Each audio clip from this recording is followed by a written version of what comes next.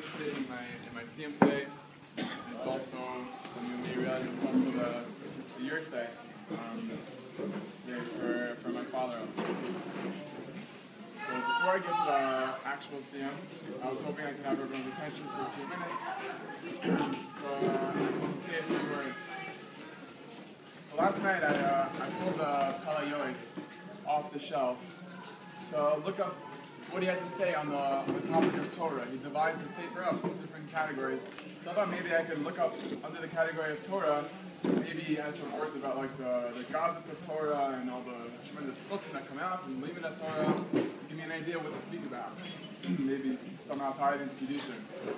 I came across an amazing thing though. I was basically on the parsha of Torah. He starts off quoting the last line of Kiddushin, or Rabbi Naharai, and all seven pages or so on the topic of Torah, he basically only talks about the importance and how amazing it is for a father to teach his son Torah. That was an amazing thing. That's the description of Torah that the Yahrtzeit gives over in his Sefer. So it's a tremendous to hear from me how chashuv it really is for a father to teach his son Torah. Now, it brought me thinking about the tremendous star that my father is getting up in Shemayim right now. Because over 20 years ago, my father, he started the Avos Zivanim learning program in Staten Island, where every Motzei Shabbos, except for when the Shabbos get too late, but fathers and sons come from all over Staten Island, and they get together to learn with each other, Chavrusa, Motzei Shabbos, all in his chos. And now it's already, now I think it's about 100 boys coming every Motzei Shabbos to learn with their fathers. And it was actually, they named the program after my father, after his nifter, and it's named him. So, Baruch Hashem, I had discussed to know my father for close to 17 years. And over these years, he managed to instill a lot of midos in me that I hope to retain and to work on for years to come. But I think if I had to pick one that stood out most of all to me, it would be the amazing fine-tuned sensitivity to the feelings and the needs of everyone around him, coupled with the devotion and dedication that he took to carry it all out. The Rosh Hashiva actually has a shmuz on last week's parsha that every time I read it, it reminds me of my father. He writes that it's mashma from Rashi that only after Moshe Rabbeinu he was nasan ein of libo. He placed his eyes and heart to the pain of Klal Yisrael. Only then did he recognize the terrible situation that Klal Yisrael was in, and he felt pain for them. The tremendous chiddush. Even a Moshe Rabbeinu, the most sensitive person in the most torturous, cruel environment, is capable of not really feeling the sorrow of someone else without an extra specific placing of his eyes and his heart in the situation. So I believe my father had a very strong dosage of this midah in him, and just remembering stories of him displaying this sensitivity, they continue to inspire me and motivate me each day. I just want to share a few of the many examples with you, so maybe some of you will get inspired too, and there'll be an extra aliyah from my father's Hashanah. So there's once somebody in our community in Staten Island who had fallen pretty ill, and he was waiting in his home for a match to get an operation done.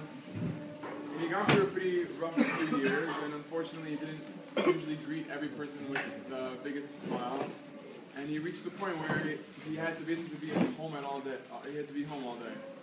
So my father Shalom saw it as an opportunity to lift his spirits every Shabbos. And instead of heading home after davening on Shabbos, we would always detour to his house and spend like 5 to 10 minutes sitting there schmoozing with him, seeing how he was feeling, what's the latest. And a few other members of the shul would join us too. We had a little group that would go visit him every Shabbos afternoon.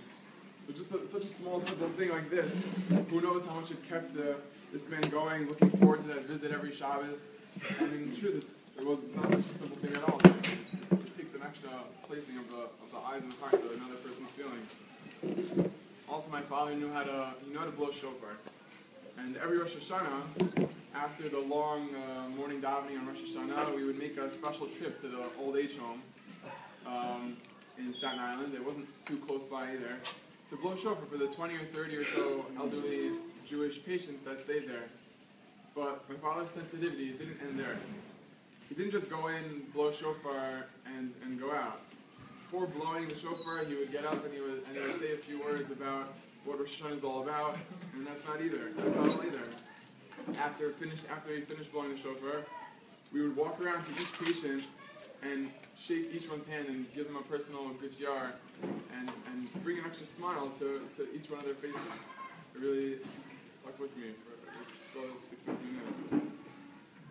And one last example, my father, he also was a coach in the Sunday Little League softball team that we had, the softball games that we had in Staten Island for also over like 20 years. My older brothers before me. So what was really special about this though was how tuned in he was to like every individual on the team's feelings. No matter how many swings it took a kid to barely make contact with the ball, he was right there on the sidelines with a big smile on his face to lift the kid's spirits and offer words of encouragement. It really makes a big difference to a kid growing up when maybe he's not so good, but you have somebody there rooting him on, telling him he's going to get it, and helping them. So these are just a few of the many stories of my father's son, Eino Velibo, that I wish to emulate and pass on to my children too.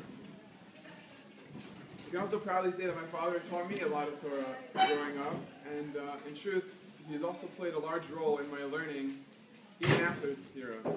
Aside from motivating me to finish Kiddushin today, remembering what he stood for in his life, it constantly reminds me and gives me clarity of what we're really here for in this world, and it pushes me to keep growing, to make him proud and bring him more discussing too.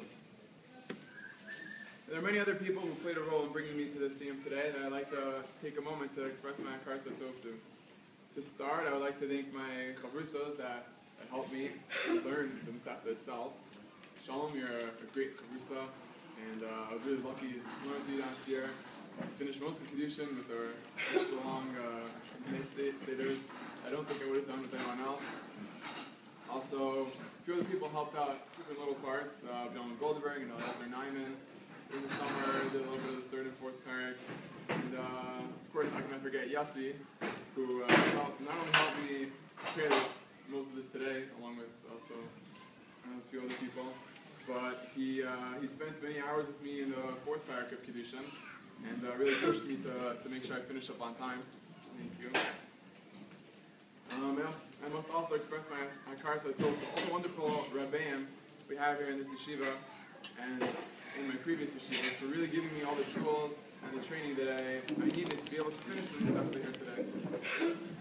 And Achron Chaviv, the Taliyot also writes that there's a need for a mother to be mishtadel for her children to be osik in Torah.